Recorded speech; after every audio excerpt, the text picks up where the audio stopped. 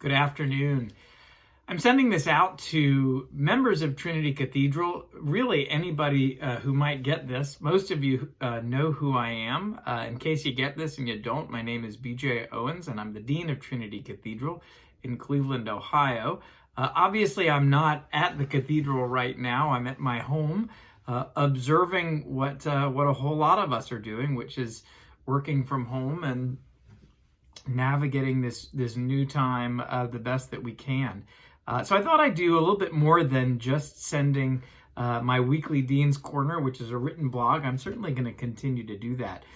But this time is leading us to try lots of different ways of communicating. And so here we are. I'm using my phone. I'm talking to you from home. My children are here. They're, of course, home from school. One is outside, one is in the other room. So if someone comes in, don't be too surprised by it. I mainly want to begin this to talk to you directly.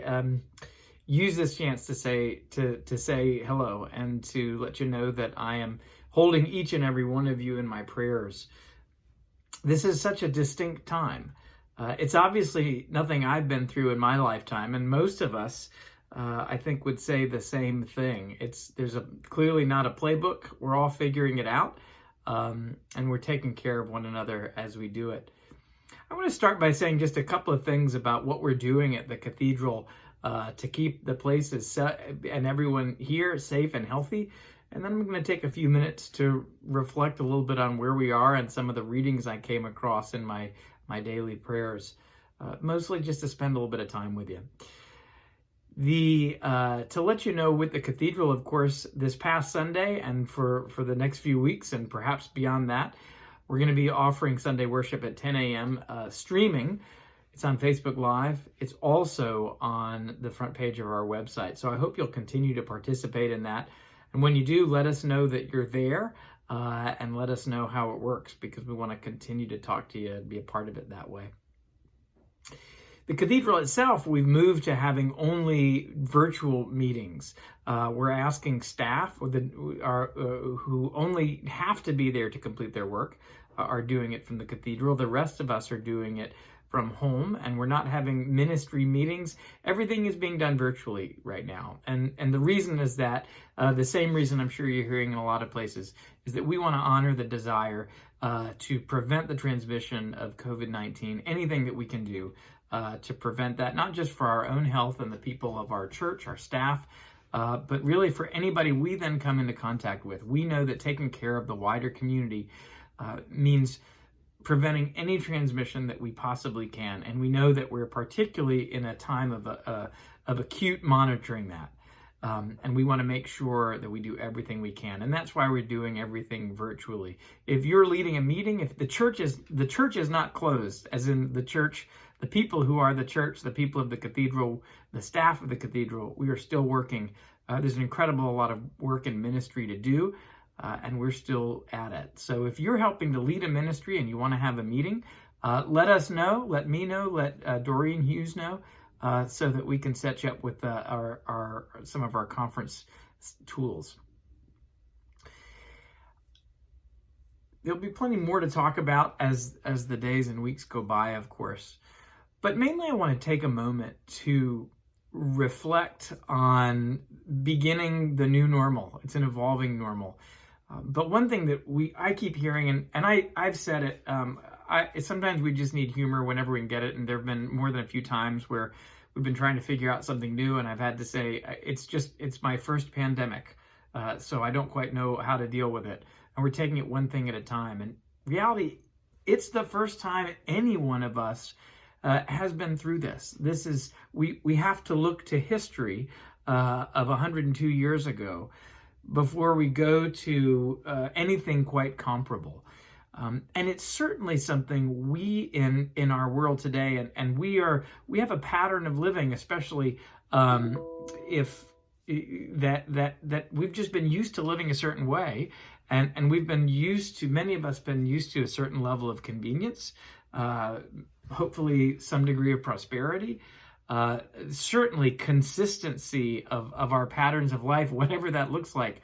Suddenly, about a week ago, came to a dramatic halt. I guess the word disruption is a lot better. I like the word disruption. It says what's going on, but it also kind of hopes that it will return to normal, but it'll be a changed normal. But as I go through this, and by all means, there's a lot that we're feeling. There's a lot of reasons for anxiety. There's a lot of extra stress. There's a whole lot of uncertainty. There's uncertainty about health.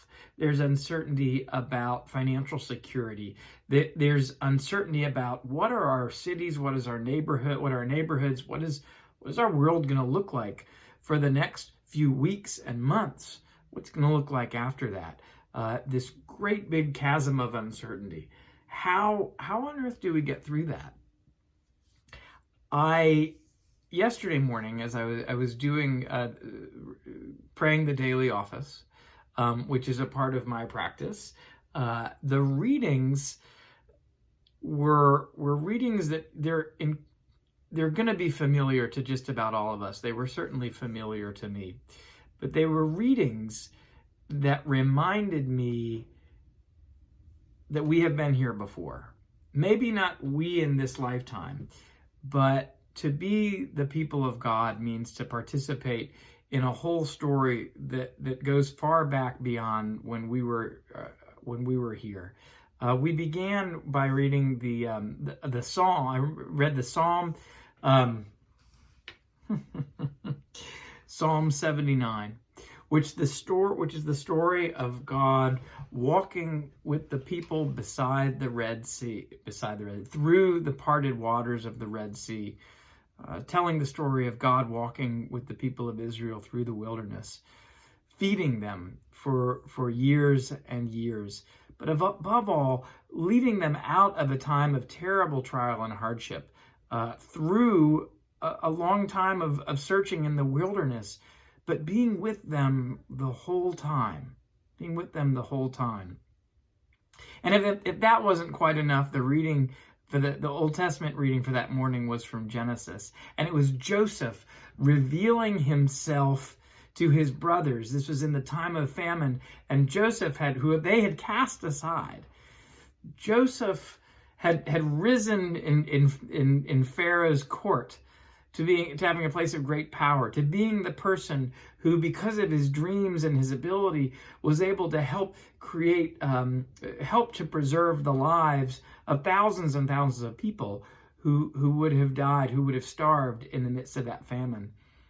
And I couldn't help but notice that, because there Joseph was opening his heart to his brothers, saying that God has sent me to take care of you, to preserve you as we move into a period of lean years, a period in that case of famine. He said, God sent me before you to preserve life. God sent me before you to preserve life. That gives me a lot of comfort right now, because I don't know what the world holds, but I trust that God is with us. And I trust that God is with us to preserve life, to bring healing and wholeness, even in the midst of great uncertainty. And it helps me to know that we as a people, not just those of us who have been around for however many years I've been around, that we as a people are connected to a much deeper story.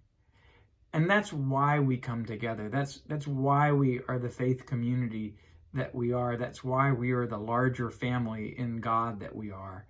Because we know that there are stories that go so much deeper than the lives that we know, than the everyday lives that we know.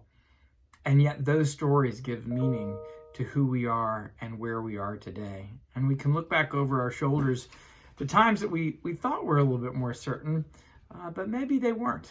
But at the same time, we can see that God was with us, preserving our life, guiding us, connecting us to our grandparents in faith over all these many centuries.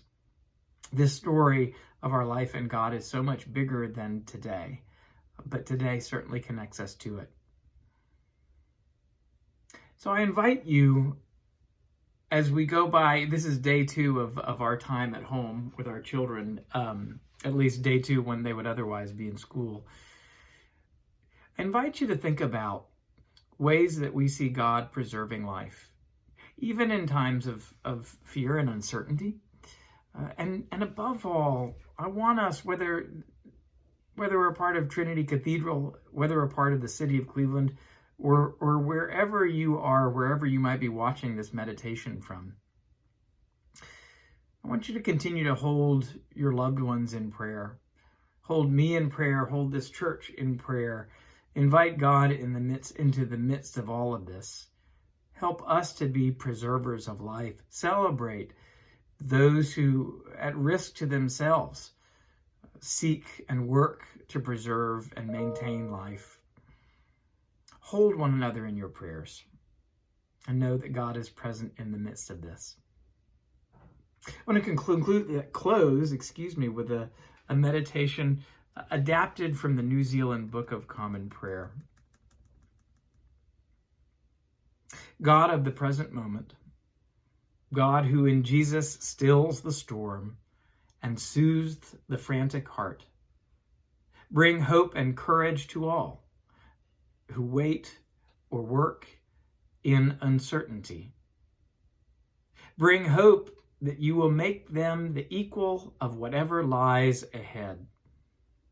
Bring them courage to endure what cannot be avoided, for your will is health and wholeness. You are God, and we need you. Amen.